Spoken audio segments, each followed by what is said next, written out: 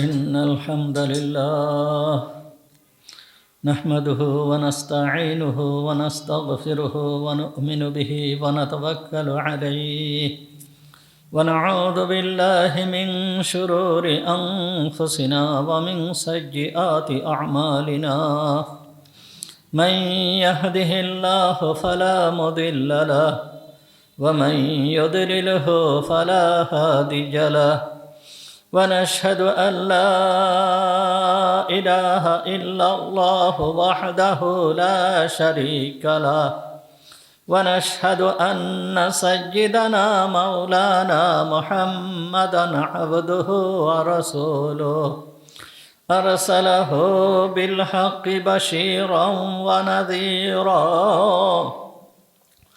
صلى الله تعالى عليه وعلى آله وأصحابه وبارك وسلم تسليما كثيرا كثيرا أما بعد فأعوذ بالله من الشيطان الرجيم بسم الله الرحمن الرحيم وكذلك مكنا ليوسف في الأرض يتبوأ منها حيث يشاء نصيب برحمتنا من نشاء ولا نضيع أجر المحسنين صدق الله العظيم ونحن على ذلك من الشاهدين والشاكرين اللهم صل على محمد وعلى آل محمد كما صليت على إبراهيم وعلى آل إبراهيم إنك حميد مجيد اللهم بارك على محمد وعلى آل محمد كما باركت على إبراهيم وعلى آل إبراهيم إنك حميد مجيد سبحانك لا علم لنا إلا ما علمتنا اللهم انفعنا بما علمتنا فعلمنا ما ينفعنا فعلمنا ما ينفعنا فعلمنا ما ينفعنا وزدنا علما رب اشرح لي صدري ويسر لي أمري واحلل عقدة من لساني يفقهوا قولي اللهم طهر قلوبنا عن غيرك ونفر قلوبنا بنور معرفتك ربنا تقبل منا إنك أنت السميع العليم وتب علينا إنك أنت التواب الرحيم সমস্ত প্রশংসা সেই মহান রব্বুল আলামিনের জন্য যিনি আমাদেরকে আজকের এই পবিত্র জুমার দিনে জুমার নামাজ পড়তে আসার তৌফিক দান করেছেন। এই জন্য আমরা সবাই বলি আলহামদুলিল্লাহ। আমাদের আলোচনা চলতেছিল সূরা ইউসুফ সম্পর্কে। সূরা ইউসুফের 56 নম্বর আয়াত 57 নম্বর আয়াত তেলাওয়াত করা হয়েছে।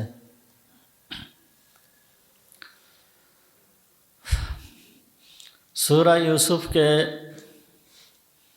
আল্লাহ তাআলা কুরআনুল কারীমের ভিতরে স্থান দিয়েছেন। এর ভিতরে আমাদের জন্য রয়েছে বহুত উপদেশ, বহুত নসিহাত। এই উপদেশ এবং নসিহাতগুলোকে গ্রহণ করার জন্য আল্লাহ তাআলা আমাদেরকে কুরআনুল কারীমের ভিতরে এই সূরা আমাদেরকে দান করেছেন। এর ধারাবাহিক আলোচনা চলে আসতেছে। সূরার প্রায় শেষের দিকে চলে আসছে। গতদিন আলোচনা করা হয়েছিল হযরতে ইউসুফ আলাইহিস সালামকে মিশরের বাদশাহী দান করা হলো, অর্থাৎ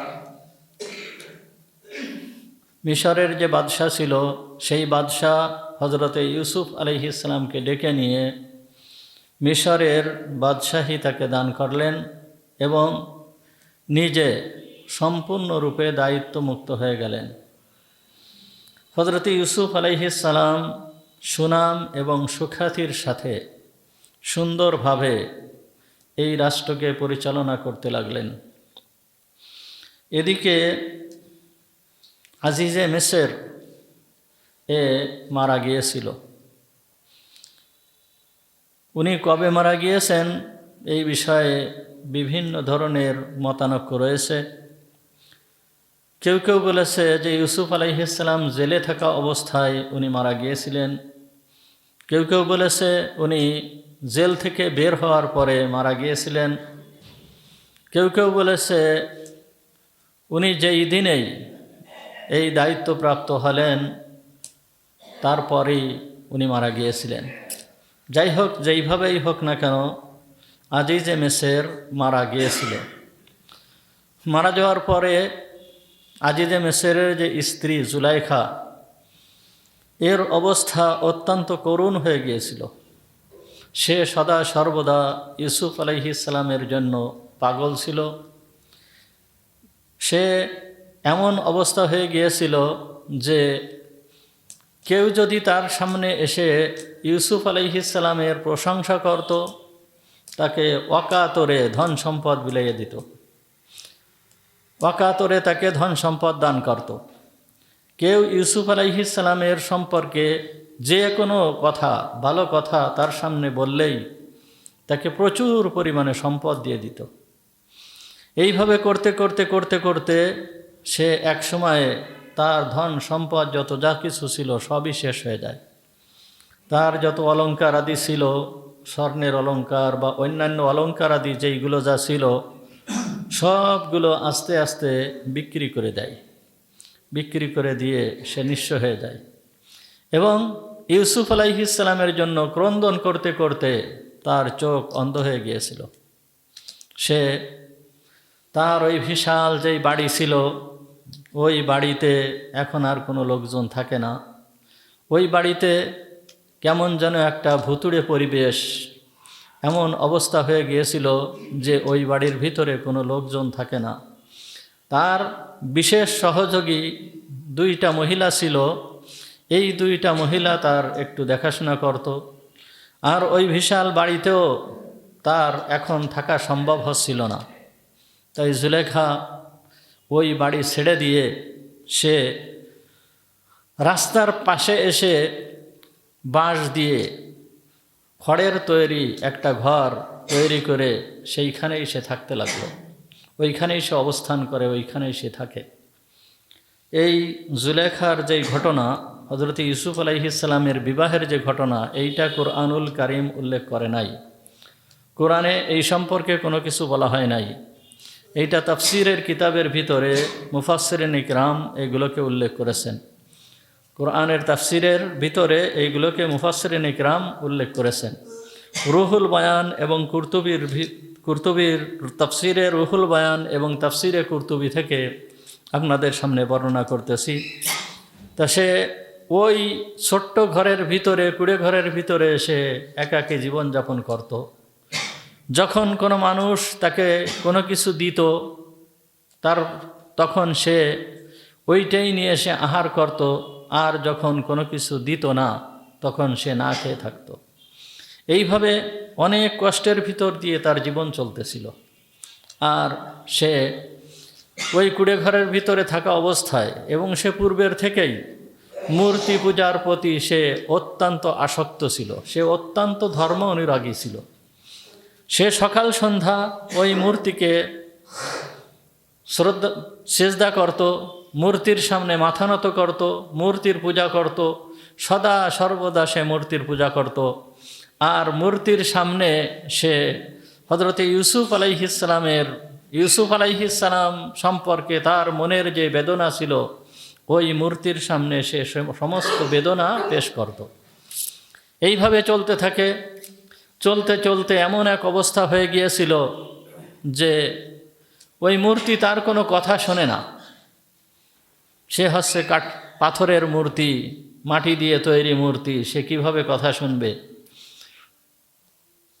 তো একদিন তার এমন মনের ভিতরে এমন একটা অনুশোচনা আসছে, সে মূর্তিকে সামনে নিয়ে বলতেছে, তোর সামনে কত ইউসুফের কথা কত বারবার স্মরণ করলাম, কিন্তু তুই ইউসুফ সম্পর্কে কোনো কিছু করতে পারলি না। তুই আমার যে দুর্বলতা, এই দুর্বলতার প্রতিও বিন্দুমাত্র তোর কোনো অনুগ্রহ হলো না। আমার চোখ দুটো অন্ধ হয়ে গিয়েছে, এই চোখ দুটোকে ফিরে পাওয়ার জন্য তোর কাছে কত অনুনয় বিনয় করলাম, কিন্তু কোনো কুল কিনারা হলো না। সুতরাং সে একদিন ওই মূর্তিকে সামনে নিয়ে এইসব ধরনের কথা বলতে বলতে সে হঠাৎ করে বলে ফেলল, তাব্বান লাকা ওয়ালিমান ইয়াসজুদু লাক, ধ্বংস হ তুই এবং ধ্বংস হোক ওই ব্যক্তি যে তোর পূজা করে। এই বলে সে মূর্তিটাকে ভেঙ্গে চুরে চুরমার করে ফেলে দিল এবং ওই সময় বলতে লাগলো, আনা কাফিরাতুম বিক, আমি তোকে অস্বীকার করলাম, আমি তোকে আর মানি না, আমি তোকে আর মানব না। আমানতু বিরব্বি ইউসুফ, আমি এখন ঈমান আনলাম ইউসুফের রবের প্রতি, ইউসুফের রবের প্রতি ঈমান আনলাম। এই বলে সে আল্লাহর প্রতি ঈমান আনলো। ঈমান এনে এরপরের থেকে সে সকাল সন্ধ্যা আল্লাহকে ডাকতে থাকে, আল্লাহকে ডাকতে থাকে, এইভাবেই আল্লাহকে ডাকতে থাকে। কিন্তু আল্লাহকে ডাকবে কিভাবে, আল্লাহকে ডাকার পদ্ধতি তো সে জানে না। ইউসুফ আলাইহিস সালামকে সে গোপনে গোপনে যেইভাবে একটু দেখেছিল, সে তার মাবুদকে কিভাবে ডাকে, সে তার রব কিভাবে ডাকে, সেইভাবে জুলেখা ওই ঘরের ভিতরে বসে বসে বসে বসে ওইভাবে আল্লাহকে ডাকতে থাকে। এইভাবে চলে গেল বহুদিন। চলে যেতে যেতে ইউসুফ আলাইহিস সালামও তার রাষ্ট্রীয় কাজে প্রত্যেক দিন বের হতেন। এমনভাবে বের হতেন যে ইউসুফ আলাইহিস সালাম যখন প্রত্যেক সপ্তাহে একবার ওনার যেই সমস্ত সৈন্য ছিল, লোক লস্কর ছিল, তাদেরকে নিয়ে উনি বের হতেন। যখন বের হতেন 100 সেনাবাহিনী থাকতো তার সাথে। এবং যখন তিনি ঘোড়ায় উঠতেন, ঘোড়ায় ওঠার সঙ্গে সঙ্গেই ওই ঘোড়াগুলো এমন একটা আওয়াজ করত, যেই আওয়াজটা 2 মাইল দূরের থেকেই শোনা যেত। এবং ওই আওয়াজটা শোনার সঙ্গে সঙ্গে সমস্ত লোকেরা বুঝতে পারত যে ইউসুফ এখন রওনা হচ্ছে। তো যখন সে এইভাবে রওনা হতো, তো জুলেখা ওই দূরে তার ওই ছোট্ট কুটির ভিতরে থেকে সে ইউসুফ আলাইহিস সালাম যখন চলতো রাস্তা দিয়ে, তখন সে রাস্তার পাশে এসে চিৎকার করে আওয়াজ দিত, ইয়া ইউসুফু ইয়া ইউসুফু, এইরকমভাবে আওয়াজ দিতে থাকতো। কিন্তু এই সমস্ত মানুষের যে আওয়াজ এবং ঘোড়ার যে আওয়াজ, এই আওয়াজের ভিতরে ওই মহিলার আওয়াজ ইউসুফ আলাইহিস সালামের কাছ পর্যন্ত পৌঁছাতো না, ইউসুফ আলাইহিস সালামের কান পর্যন্ত পৌঁছাতো না। এত আওয়াজের ভিতরে এক বৃদ্ধা মহিলার আওয়াজ, এইটা কি তার কান পর্যন্ত পৌঁছায়? কখনো পৌঁছায় না।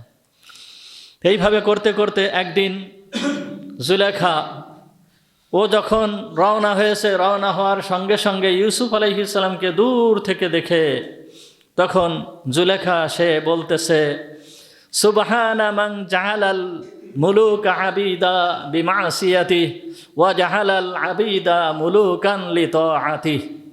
এই কথা জুলেখা তার মুখ দিয়ে বের করেছে। এর অর্থ আছে সুবহানা মান, ওই ব্যক্তি পবিত্র, ওই সত্তা পবিত্র, যেই সত্তা বাদশাকে গোলামে পরিণত করেন তার নাফরমানির কারণে, আর গোলামকে বাদশা বানান তার ইবাদত করার কারণে, তার ফরমাবরদারি করার কারণে। এই কথাটা যখন বলছে, বলার সঙ্গে সঙ্গে ফাআলকাহু কালামাহু ফি মাসামিহি ইউসুফ, তখন আল্লাহ তাআলা তার এই কথাকে বাতাসের সাহায্যে হযরতে ইউসুফ আলাইহিস সালামের কানে পৌঁছায় দেন। যখন ইউসুফ আলাইহিস সালামের কানে এই কথা পৌঁছানোর সঙ্গে সঙ্গে ইউসুফ আলাইহিস সালাম মোহিত হয়ে গিয়েছেন। কি এত সুন্দর কথা, এত সুন্দর আশ্চর্য ধরনের কথা, কে বলল এই ধরনের কথা? ইউসুফ আলাইহিস সালাম বুঝতে পারছে কোনো একজন বৃদ্ধা মহিলা বলছে। ইউসুফ আলাইহিস সালাম দাঁড়িয়ে গেলেন, দাঁড়িয়ে গিয়ে লক্ষ্য করলেন যে এই কথা কে বলছে। উনি দেখতে পারলেন সেই মহিলাকে, যেই বৃদ্ধা মহিলা এই কথা বলছে। তখন ইউসুফ আলাইহিস সালাম তার যে গুলাম ছিল, গুলামকে বলল যে ইকদি হাজাতা যালিকাল আজুজ, হে গুলাম তুমি এখনই যাও, যে এই যে বৃদ্ধা মহিলা আছে, এই বৃদ্ধা মহিলার যত প্রয়োজন আছে সমস্ত প্রয়োজনকে তুমি মিটিয়ে দাও। বলার সঙ্গে সঙ্গে তার গোলাম চলে গেল, যে বলতেছে মা হাজতুকা ইয়া আজুজ, হে বৃদ্ধা মহিলা তোমার প্রয়োজন কি? তোমার কি প্রয়োজন? তুমি কি চাচ্ছ? তোমার প্রয়োজনকে বাদশার পক্ষ থেকে মিটাই দেওয়া হবে, কি তোমার প্রয়োজন? তখন ওই বৃদ্ধা মহিলা বলল লা ইয়াকদি হাজাতি ইল্লা ইউসুফ, আমার প্রয়োজনকে একমাত্র বাদশা ছাড়া, ইউসুফ ছাড়া আমার প্রয়োজনকে কেউ মেটাতে পারবে না। যখন একথা গোলাম এসে হযরত ইউসুফ আলাইহিস সালামকে বলল, তখন ইউসুফ আলাইহিস সালাম বলল যে ঠিক আছে, ওই বৃদ্ধা মহিলাকে আমার বাসভবনে নিয়ে যাও, ওইখানে রাখো, আমি পরে যখন সফর থেকে ফিরে আসব, ফিরে এসে এরপরে যাই আমি সাক্ষাৎ করব। ইউসুফ আলাইহিস সালাম বের হয়ে গেলেন সফরে বের হয়ে যাওয়ার পরে যখন উনি বাড়িতে আসছেন, বাড়িতে আসার পরে রাত্রিবেলায় উনি বাদশাহী পোশাক খুলেছেন। বাদশাহী পোশাক খোলার পরে উনি বাসায় যে পোশাক পরেন সেই পোশাক পরিধান করে উনি ঘরের ভিতরে যে ইবাদতখানা আছে, নিজের ঘরের ভিতরে আল্লাহ তাআলার ইবাদতের জন্য একটা ঘর তৈরি করে রেখেছিল। এই ঘরের ভিতরে বসে হযরত ইউসুফ আলাইহিস সালাম আল্লাহর ইবাদত করতেন। ওই ঘরের ভিতরে আল্লাহর ইবাদতের জন্য যখন বসছেন, বসার সঙ্গে সঙ্গে হযরত ইউসুফ আলাইহিস সালামের ওই বৃদ্ধা মহিলার কথা মনে আসছে। যখন বৃদ্ধা মহিলার কথা মনে আসার সঙ্গে সঙ্গেই হযরত ইউসুফ আলাইহিস সালাম গোলামকে ডাকলেন এবং বললেন যে ইতিনি বিল আজুজ, ওই মহিলাকে আমার সামনে নিয়ে আসো। ওই মহিলাকে সামনে নিয়ে আসা হলো। যখন ওই মহিলাকে সামনে আনা হলো, আনার সঙ্গে সঙ্গে হযরত ইউসুফ আলাইহিস সালাম সালাম করলেন, বৃদ্ধা উত্তর দিলেন। এরপরে হযরত ইউসুফ আলাইহিস সালাম জিজ্ঞেস করলেন, তুমি যেই বাক্যটা বলেছিলে সেই বাক্যটা তুমি আবার একটু বলতে পারবে কি? তখন ওই মহিলা বলল যে হ্যাঁ, আমি এই বাক্য বলেছিলাম, সুবহানা মান জাআলাল মুলুকা আবিদান বিল মাসিয়া ওয়া জাআলাল আবিদা মুলুকান বিত্তাআ। আমি এই বাক্যটা বলেছিলাম, অর্থাৎ ওই সত্তা পবিত্র, যেই সত্তা বাদশাকে গোলাম বানান তার নাফরমানির কারণে, আর গোলামকে বাদশা বানান তার ফরমাবরদানির কারণে, তার ইবাদতের কারণে। তখন ইউসুফ আলাইহিস সালাম বললেন, কত সুন্দর কথা, কত সুন্দর কথা। এরপরে হযরত ইউসুফ আলাইহিস সালাম ওই মহিলার কাছে জিজ্ঞেস করতেছেন যে মান আনতা, তুমি কে, তোমার প্রয়োজন কি? তখন ইউসুফ আলাইহিস সালাম, তখন সুলাইখা বলল যে ইয়া ইউসুফ আনতা নাসিতাহা, হে ইউসুফ তুমি কি আমাকে ভুলে গিয়েছো? হে ইউসুফ তুমি কি আমাকে ভুলে গিয়েছো? যখন ওই বৃদ্ধা মহিলার মুখে নিজের নাম শুনলেন, ইয়া ইউসুফু আনতা নাসিতাহা, তখন ইউসুফ আলাইহিস সালাম আশ্চর্য হয়ে গেল যে এই বৃদ্ধা মহিলা এ আবার আমার নাম নিয়ে, আমি এখন মিশরের বাদশাহ, আমার নাম নিয়ে কথা বলতেছে, এ আবার কোন মহিলা? আরও বলতেছে যে আনতা নাসিতাহা, তুমি আমাকে ভুলে গিয়েছো। এরপরে জুলাইখা বলা শুরু করলো, তোমার খেদমত করার জন্য আমি সদা সর্বদা প্রস্তুত থাকতাম, তোমাকে নিজে হাতে আমি খাওয়াইছি, এক জায়গায় বসে খানা খেয়েছি, তোমাকে সুন্দর ঘরের ব্যবস্থা করেছি, তোমাকে সুন্দর বাসস্থানের ব্যবস্থা করেছি, তোমাকে যথাযথ সম্মান দিয়েছি, তোমার জন্য এ করেছি, ও করেছি, তা করেছি, এক এক করে সব বলা শুরু করলো। এরপরে বলতেছে ইয়া ইউসুফ আনতা নাসিতানি, হে ইউসুফ তুমি কি আমাকে ভুলে গিয়েছো? আজ তুমি কি আমাকে ভুলে গিয়েছো? তখন ইউসুফ আলাইহিস সালামের আর বুঝতে বাকি থাকলো না যে একে, এই মহিলাকে, এই মহিলা নিশ্চয়ই জুলাইখা হবে, কিন্তু জুলাইখা তো এই রকম ধরনের মহিলা না, সে তো বিশ্ব সুন্দরী মহিলা, সে তো আজিজে মিসরের স্ত্রী, সে তো অনেক ধনবতী, কিন্তু তার এ অবস্থা কেন? এ তো বৃদ্ধা এক মহিলা। জুলেখা আর এই মহিলার ভিতরে তো অনেক পার্থক্য রয়ে গিয়েছে, এ আবার জুলেখা কিভাবে হয়? তখন ইউসুফ আলাইহিস সালাম আবার জিজ্ঞেস করলেন, মান আনতি, তুমি কে? তখন জুলেখা তখন বলল, আনা ইমরাআতুল আজিজ জুলাইখা, আমি হচ্ছে মিশরের প্রধানমন্ত্রীর স্ত্রী, আমি জুলাইখা, তুমি কি আমাকে ভুলে গিয়েছো? তখন হযরতে ইউসুফ আলাইহিস সালাম বললেন, ওয়া আনতা বা'দু ফিদ দুনিয়া হায়াত ইয়া বালিজাল ইয়া মারকাজিল ফিতনা ওয়া ইয়া আহলাল বালিজা। হযরতে ইউসুফ আলাইহিস সালাম তখন বললেন, লা ইলাহা ইল্লাল্লাহ ওয়া হুয়া হাইয়ুন লা ইয়ামুত ওয়া হুয়া ইউহয়ি ওয়া ইউমীত।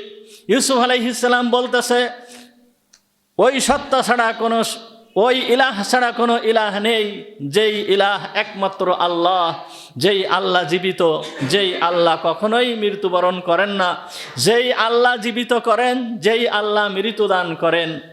এরপরে জুলাইখাকে লক্ষ্য করে বলতেছে যে, ও আনতা বাহাদু ফিদ দুনিয়া, তুমি এরপরেও দুনিয়ায় জীবিত রয়েছো, হে ফিতনার মূল, তুমি এখনো দুনিয়ায় জীবিত রয়েছো।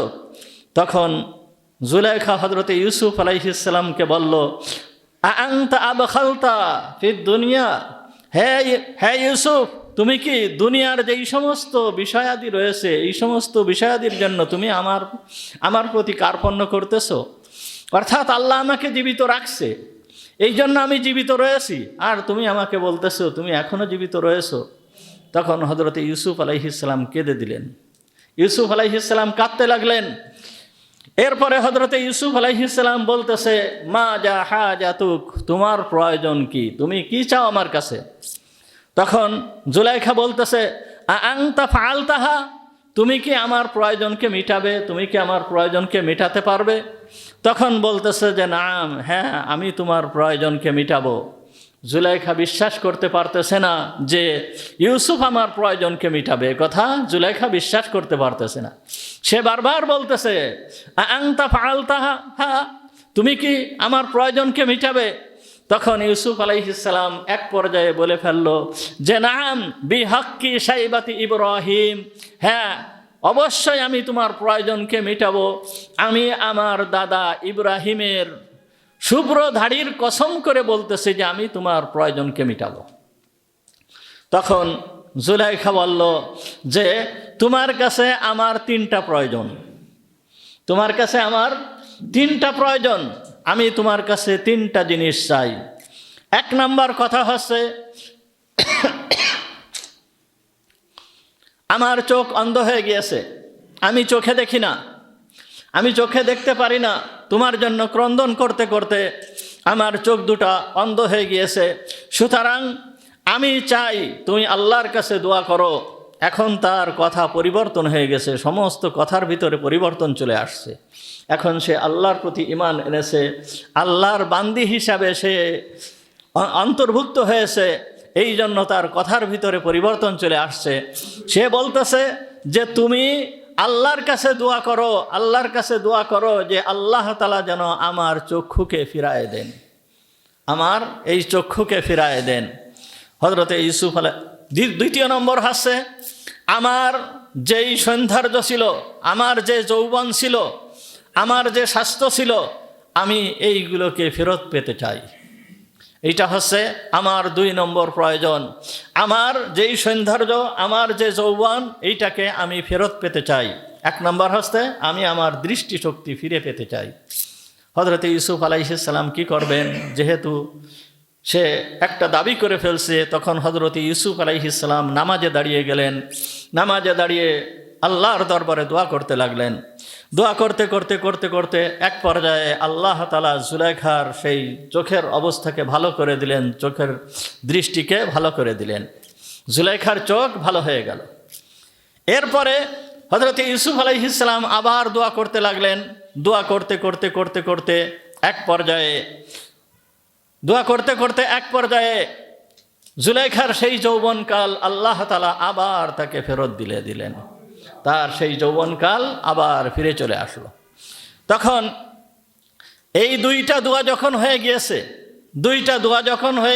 দুইটা প্রয়োজন যখন হয়ে গিয়েছে, এখন সে তৃতীয় যেই প্রয়োজন ছিল, তৃতীয় প্রয়োজনের কথা এখন উল্লেখ করতেছে যে আমার 3 নম্বর প্রয়োজন হচ্ছে আমি তোমাকে বিবাহ করতে চাই। এখন হযরত ইউসুফ আলাইহিস সালাম নিশ্চুপ। ইউসুফ আলাইহিস সালাম কোনো উত্তর দিতেছেন না। যেহেতু তিনি নবী, তিনি আল্লাহ তাআলার হুকুম ছাড়া কোনো কাজ করেন না, তিনি কোনো কথার উত্তর দিতেছেন না।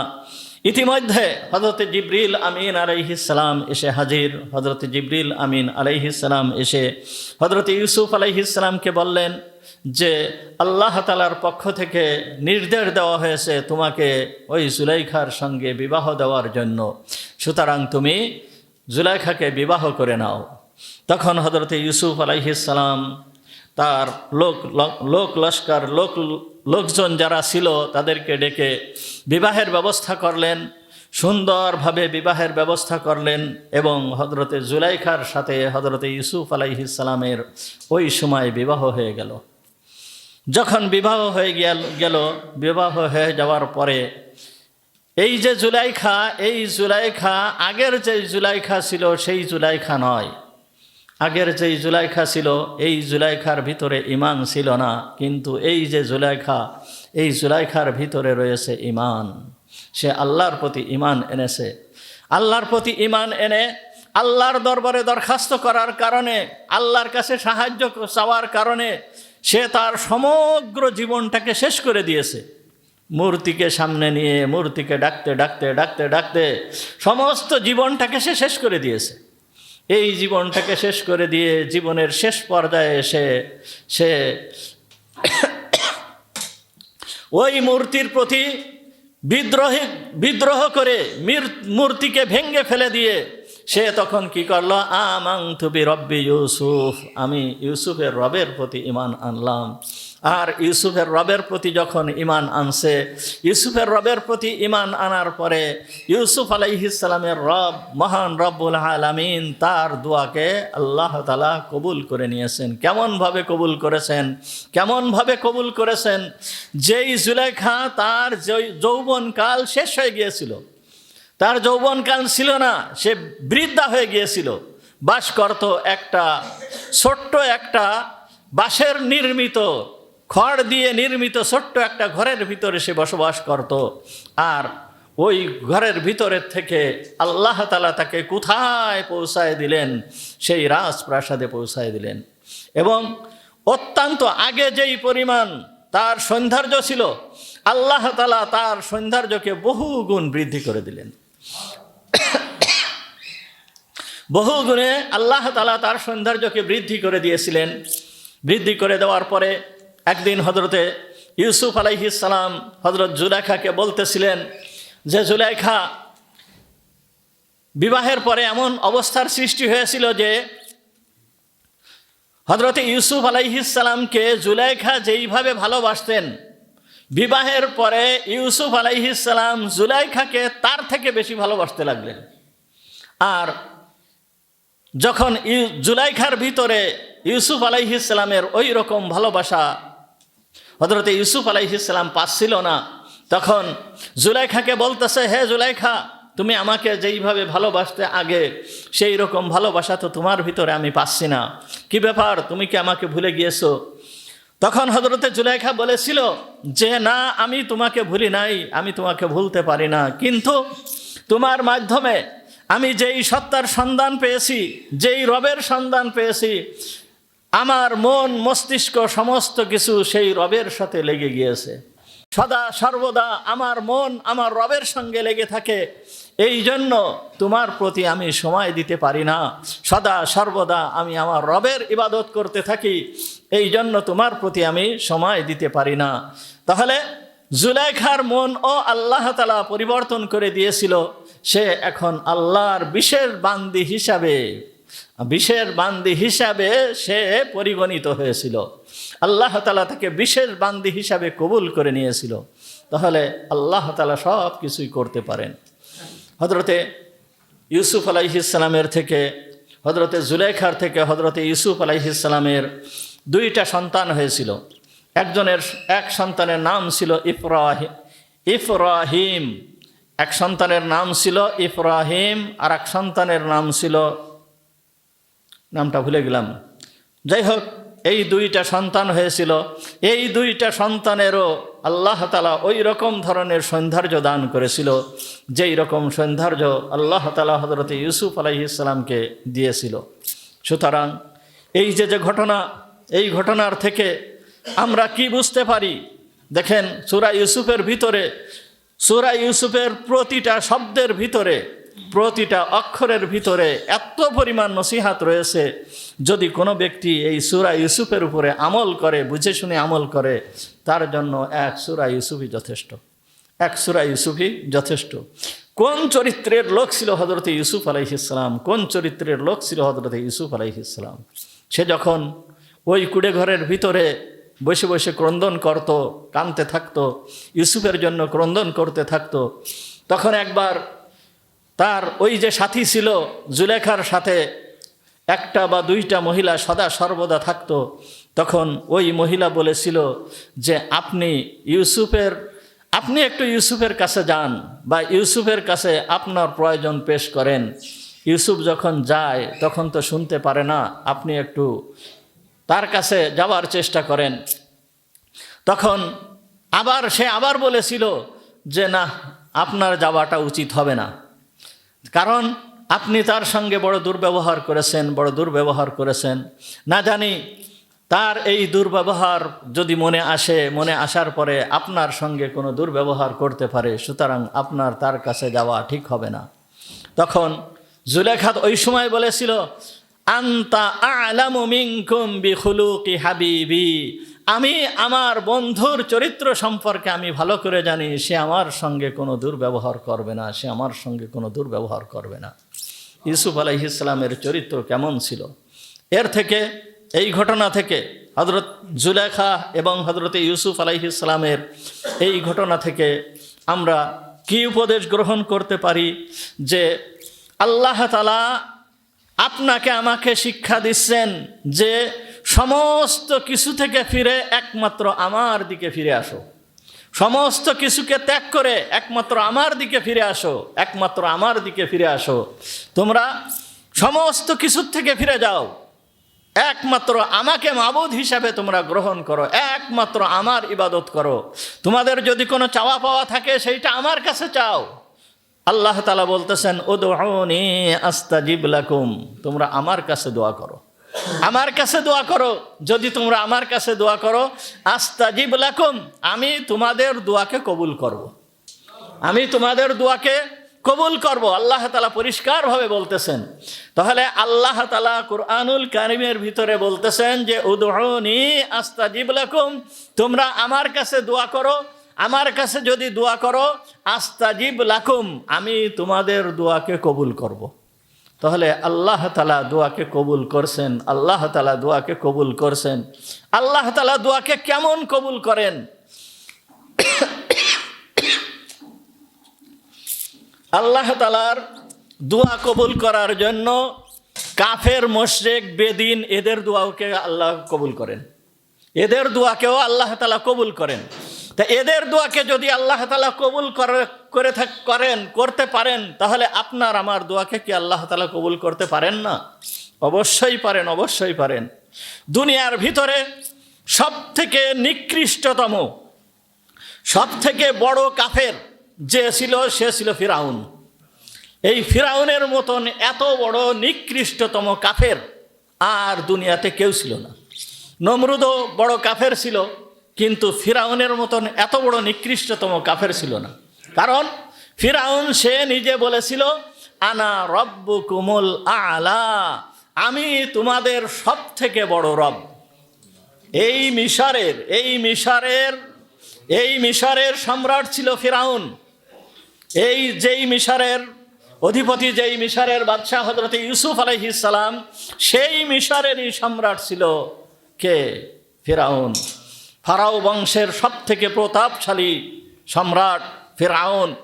এই ফিরআউন এত বড় প্রতাপশালী ছিল যে 400 বৎসরের ভিতরে তার জিন্দেগিতে কোনো দিন একটু সর্দিও কাশি হয় নাই।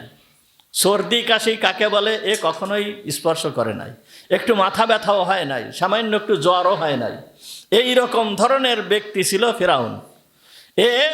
এইভাবে রাষ্ট্র পরিচালনা করতেছিল এবং সে মিশরের লোকেদেরকে বলতো যে আনা রব্বুকুমুল আলা, আমি তোমাদের সব থেকে বড় রব। আরে তোমরা দেখো না এই নীল নদের পানি আমার হুকুমে চলাফেরা করে। তোমরা দেখো না নীল নদের পানি আমার হুকুমে চলাফেরা করতেছে। তোমরা দেখো না। মিশরবাসীকে এ কথা বলেছিল। কি করে এ কথা বলেছিল দেখেন। এই যে কাফের, সব থেকে বড় কাফের, এই কাফের রাত্রেবেলায় ঘুম থেকে উঠে রাত্রেবেলায় পাহাড়ের গুহার ভিতরে চলে গেছে। মিশরে এমন পরিমাণ দুর্ভিক্ষ হয়েছে যে কোনো ফসলাদি কোনো কিছুই নাই। ওই সেই ইউসুফ আলাইহিস সালামের ওই সময়ের মতন কোনো ফসলাদি নাই, কোনো গাছপালাও নাই। গাছপালা শুকায় যাচ্ছে, ফসলাদি নাই। সমস্ত মানুষ হাহাকার করতেছে। মানুষ না খেয়ে মারা যাচ্ছে, পশু পাখি না খেয়ে পর্যন্ত মারা যাচ্ছে।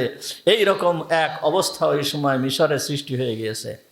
এর মূল কারণ ছিল নীল নদের ভিতরে পানি ছিল না। নীল নদের পানি শুকিয়ে গিয়েছিল। নীল নদ এমনই একটা নদ, ও মাঝে মধ্যে পানি দিত, আবার মাঝে মধ্যে পানি শুকিয়ে যেত। যখন পানি শুকিয়ে যেত তখন এমন অবস্থা হতো যে কোনো ফসলাদি কোনো কিছুই হতো না। নীল নদের পানি বিভিন্ন এলাকায় যে খাল খনন করে নিয়ে এই পানির মাধ্যমে মিশরবাসীরা তাদের জমি চাষাবাদ করত। কিন্তু মিশরে যখন নীল নদের পানি শুকিয়ে গিয়েছে তখন বিন্দুমাত্র কোনো ফসলাদি আর হয় না। এই রকম অবস্থা যখন সৃষ্টি হয়েছে, সৃষ্টি হয়ে যাওয়ার পরে ও গভীর রাত্রে উঠে যেয়ে পাহাড়ের ভিতরে চলে গিয়েছে। পাহাড়ের ভিতরে যে ওই পাহাড়ের ভিতরে বসে বসে সে আল্লাহর কাছে দরখাস্ত করতেছে, আল্লাহর কাছে বলতেছে, হে আল্লাহ, তুমি তো জানো আমি নিজেই দাবি করছি যে আনা রব্বুকুমুল আলা। আমি এইটে মুখে মুখে দাবি করছি। আমি তোমাদের সমস্ত মানুষদেরকে ধোঁকা দেওয়ার জন্য আমি এ কথা বলছি, আমি তোমাদের সব থেকে বড় রব। হে আল্লাহ, আমি জানি সব থেকে বড় রব তুমি যে সব থেকে বড় রব, এর ভিতরে কোনো সন্দেহ নেই, আমি এটা জানি। হে আল্লাহ, তুমি সব থেকে বড় রব, তুমি সমস্ত কিছু করতে পারো, তুমি সব কিছুই করো, তোমার হাতে সমস্ত কিছু পরিচালনা তুমি করো। হে আল্লাহ, আমি যখন দুনিয়াতে এই কথা বলে ফেলছি তখন এই নীল নদের পানিকে তুমি একটু আমার অধীন করে দাও। কত বড় দোয়া চিন্তা করতে পারিছেন? নীল নদের পানি তার অধীনে চলাফেরা করবে, এ কত বড় দোয়া, কত বড় কঠিন কথা যে নীল নদের পানি যেন আমার হুকুম মতন চলাফেরা করে, এই রকম একটু তুমি করে দাও। তুমি আমাকে আখেরাতে কিছু দাও না দাও সেটা অন্য কথা, আমি আখেরাতে কিছু চাই না, দুনিয়ায় তুমি আমাকে একটু দাও। এ কথা যখন বলার পরে এমন অবস্থার সৃষ্টি হয়েছে, ওই যেই গুহার ভিতরে বসে ও আল্লাহর কাছে দোয়া করতেছিল, গুহার থেকে নীলনদ দেখা যাচ্ছে, চোখে আসতেছে নীলনদ, পরিষ্কারভাবে নীলনদ দেখা যাচ্ছে। ওই সময়ে হঠাৎ করে তার নীল নদের দিকে চোখ পড়ে গিয়েছে। চোখ পড়ে যাওয়ার সঙ্গে সঙ্গে দেখে নীল নদের পানি ঢেউ খেলে খেলে চলতেছে। ওই সময় ওই রকম অবস্থা দেখে তার মনের ভিতরে খুশির জোয়ার চলতেছে। এমত অবস্থায় ও ওই পাহাড় থেকে খুশির সঙ্গে নেমে চলে আসতেছে। যখন খুশির সঙ্গে ওই পাহাড় থেকে নেমে আসতেছে, খুশির সাথে সাথে ওই পাহাড় থেকে নেমে চলে আসতেছে, এমত অবস্থায় হযরতে জিবরিল আমিন এসে তার সামনে যে হাজির, এসে বলতেছে যে মহারাজ, আমার একটা বিচার নিয়ে আপনার কাছে আসছি। তখন ও বলতেছে, কি তোমার বিচার? এখন বিচার নিয়ে কি জন্য আসছো? আমি যখন দরবারে বসি তখন তুমি আসবে। তখন বলতেছে, না মহারাজ, তেমন কিছু না, একটা রায়, আপনি শুধুমাত্র রায়টা দিলেই চলবে। তখন বলতেছে, কি তোমার সে কথা বলো। তখন বলতেছে, যেই মনিব, যেই গুলাম তার মনিবের কথা মানে না, যেই গুলাম তার মনিবের কথা মানে না, যেই বান্দা তার মালিকের কথা মানে না, এই গুলাম বা এই বান্দার শাস্তি কি হতে পারে, এই রায়টা আপনি একটু দিয়ে দেন। তখন ফিরাউনের যেহেতু নীল নদের পানি দেখা যাচ্ছে চোখের সামনে, মনের ভিতরে একটা খুশি রয়েছে। তখন বলতেছে, যেই গুলাম তার মনিবের কথা মানে না, তার শাস্তি হচ্ছে তাকে ওই নীল নদের পানিতে চুবাই মারতে হবে, এইটাই হচ্ছে তার শাস্তি। তখন জিবরিল আমিন আলাইহিস সালাম একটা কাগজের টুকরা তার সামনে ধরে বলতেছে যে, জনাব আপনি এইখানে একটু ওই কথাটা লিখে একটু সই করে দেন। তখন সে ওই কথাটা লিখে একটু সই করে দিল। সই করে দেওয়ার পরে জিবরিল আমিন এসে চলে গেল। চলে যাওয়ার পরে এই ফিরাউন, যে কথা বোঝাতে চাচ্ছিলাম, যে এই ফিরাউন সে কি দোয়া করেছে, ফিরাউন কি দোয়া করেছে, যেই দোয়া করেছে আল্লাহ তাআলা তার দোয়াকে সেইভাবে কবুল করেছে, সেইভাবে কবুল করেছে। আর সে যা রায় দিয়েছিল সেই রায় কার্যকর হয়েছে। সে যখন মূসা আলাইহিস সালামের পিছু ধাওয়া করেছিল, মূসা আলাইহিস সালামের পিছু ধাওয়া করেছিল, মূসা আলাইহিস সালামের সঙ্গে ছিল 18 লক্ষ লোক ছিল, বনি ইসরাইলদের 18 লক্ষ লোক মূসা আলাইহিস সালামের সঙ্গে ছিল। এই 18 লক্ষ লোক নিয়ে হযরতে মূসা আলাইহিস সালাম লোহিত সাগরের তীরে যখন অবস্থান করতেছিল, লোহিত সাগরের তীরে অবস্থান করার সঙ্গে সঙ্গে দেখেন, এইখানেও আল্লাহ তাআলার কুদরত দেখেন, এইখানেও আল্লাহ তাআলার কুদরত। আল্লাহ তাআলা আমাদেরকে কি শিক্ষা দিতেছেন, এইখানেও আল্লাহ তাআলার কত বড় কুদরত। এই 18 লক্ষ লোকজন নিয়ে যখন মূসা আলাইহিস সালাম লোহিত সাগরের তীরে, 14 লক্ষ লোক নিয়ে যখন মূসা আলাইহিস সালাম লোহিত সাগরের তীরে, পিছন দিয়ে 18 লক্ষ সৈন্য নিয়ে, পিছন থেকে 18 লক্ষ সৈন্য নিয়ে ফিরাউন এই সম্পূর্ণ মূসা আলাইহিস সালামের সমস্ত বাহিনীকে ঘেরাও করে ফেলেছে। এখন এই মূসা আলাইহিস সালামের এই বাহিনীর পরিত্রাণের কোনো পথ নাই। সামনে লোহিত সাগর, পিছনে এই ফিরাউনের বাহিনী বেষ্টন করে রাখছে। তারা কিভাবে পালাবে? পালানোর কোনো সুযোগ নেই। আর একমাত্র পালানোর পথ হচ্ছে লোহিত সাগরের ভিতরে ঝাঁপ দেওয়া। আর লোহিত সাগরের ভিতরে ঝাঁপ দিয়ে একজনও তো বাঁচতে পারবে না, যেহেতু বিশাল সমুদ্র, এর থেকে বাঁচারও কোনো পথ নাই। এই রকম অবস্থায় ওই বনি ইসরাইলেরা হযরতে মূসা আলাইহিস সালামকে তখন বলেছিল, কি বলেছিল, যে হে মূসা, ফিরাউনের সাথে, ফিরাউনের বাড়িতে কাজকাম করে অন্তত কষ্টের ভিতরে থেকেও আমরা আমাদের সংসার চালাচ্ছিলাম, খেয়ে দিয়ে বেঁচেছিলাম। আর তুমি আজকে আমাদেরকে এমন অবস্থা করলে যে আজকে হয়তো ফিরাউনের এই বাহিনীর ঘোড়ার পায়ের তলে পড়ে আমাদের মরতে হবে, আর না হয় এই লোহিত সাগরের ভিতরে আমাদের চাপ দিয়ে মরতে হবে, তাই ছাড়া দ্বিতীয় কোনো পথ নাই। তখন হযরতে মূসা আলাইহিস সালাম বলেছিল, কাল্লা, কখনো না, ইন্না মাহিয়া রব্বি সায়াহদিন, আমার সঙ্গে আমার রব আছে, আমার রব আমাকে যে কোনো পথ বাতলায় দেবেন।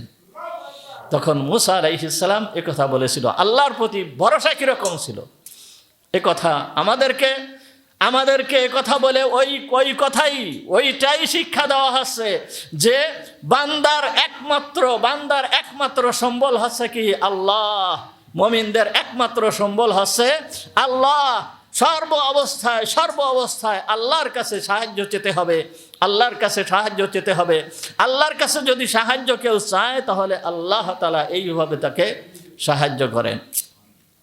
হযরত মূসা আলাইহিস সালামকে আল্লাহ তাআলা বললেন, ইযরিব বিআসাকাল বাহর, হে মূসা, তুমি তোমার এই হাতের লাঠি দিয়ে সমুদ্রে আঘাত করো। তুমি তোমার হাতের লাঠি দিয়ে সমুদ্রে আঘাত করো। আমরা যদি হতাম তাহলে আমরা কি বলতাম, যে একটা লাঠি, এই লাঠি দিয়ে সমুদ্রে আঘাত করলে কি হবে? না একটু পানি ছিটে যাবে, পানি ছিটে এদিকে ওদিকে যাবে। কিন্তু লাঠি দিয়ে সমুদ্রে আঘাত করলে এর ভিতরে কি রহস্য আছে, কি হিকমত আছে? আর এই লাঠি দিয়ে আঘাত করলেই বা কি হবে?